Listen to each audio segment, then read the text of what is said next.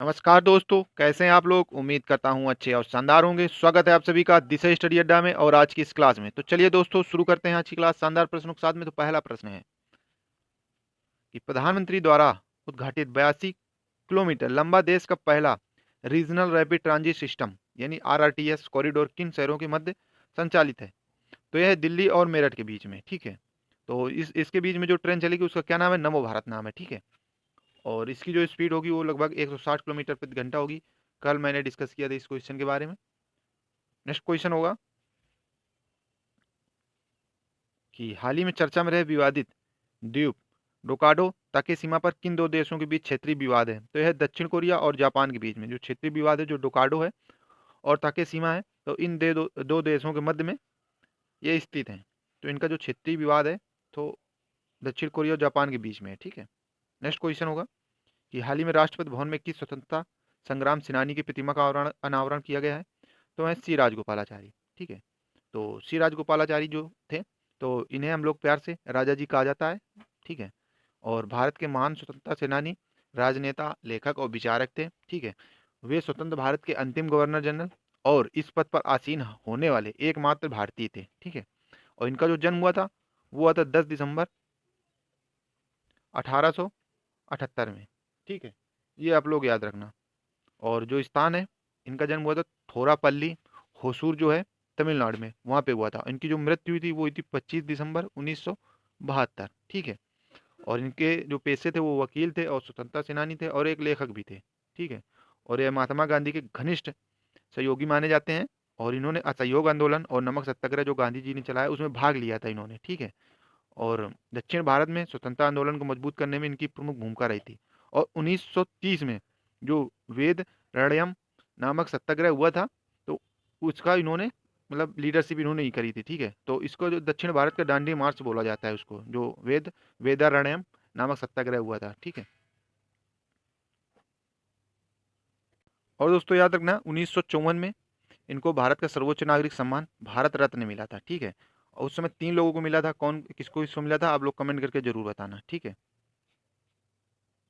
Next question होगा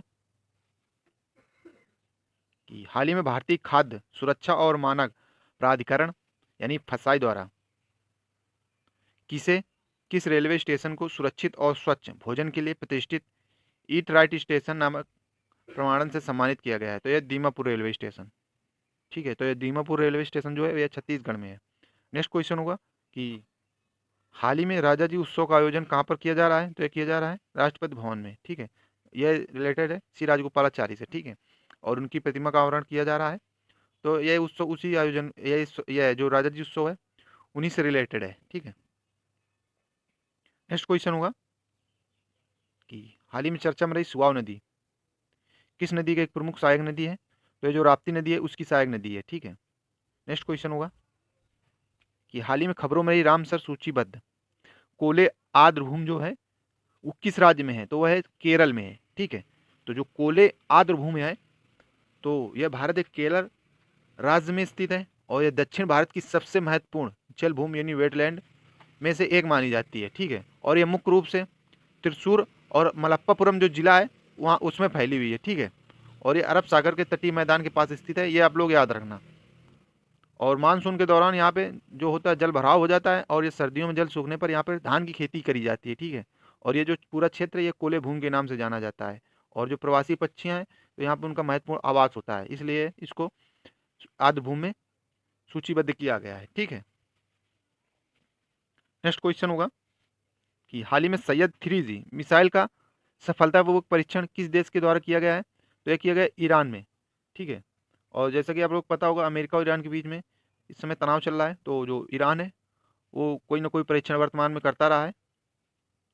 next question होगा कि भारत सरकार द्वारा प्रोजेक्ट एलिफेंट किस वर्ष शुरू किया गया था? तो यह शुरू किया गया था 1992 में। ठीक है, तो यह इसलिए शुरू किया गया था क्योंकि इसमें हाथियों के संरक्षण और उनका बचाव या एक्सीडेंट वगैरह बचाया जा सके उनका। ठीक है, उनका संरक्षण किया जा सके। और 1992 में भारत सरकार के पर्यावरण वन मंत्रालय द्वारा इसे शुरू किया गया था। ठीक है, और इसका जो उद्देश्य था वो था एशियाई हाथियों की सुरक्षा और संरक्षण, उनके प्राकृतिक आवास की रक्षा और हाथी कॉरिडोर का संरक्षण। ठीक है, ताकि वहाँ से हाथी गुजर सकें और उनका रोड एक्सीडेंट वगैरह ना हो। ठीक है, ये सारी चीज़ें करी गई थी।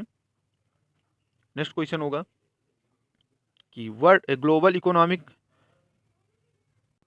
तो नेक्स्ट क्वेश्चन है दोस्तों 10वां नंबर कि ग्लोबल इकोनॉमिक प्रॉस्पेक्टस रिपोर्ट किस अंतर्राष्ट्रीय संगठन द्वारा प्रकाशित की जाती है?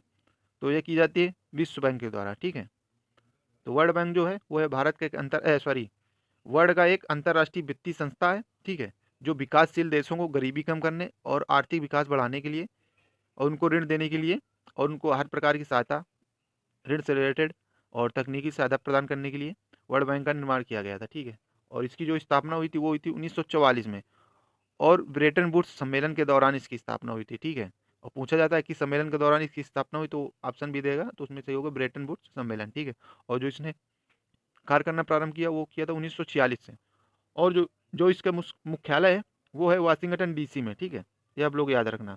और इसका जो उद्देश्य है वो है गरीबी कम करना, आर्थिक विकास को बढ़ावा देना और आधारभूत संरचना, सड़क, बिजली, पानी आदि मुहैया कराना आज देशों को। ठीक है, और शिक्षा और स्वास्थ्य परियोजनाओं में सहायता करना और पर्यावरण और जलवायु परिवर्तनों को समर्थन करना। जो विश्व बैंक है ये 5 संस्थाओं से मिलकर बना है। पहला है IBRD। ठीक है, ये याद रखना, ध्यान से सुनना जो मैं बता रहा हूँ दोस्तों।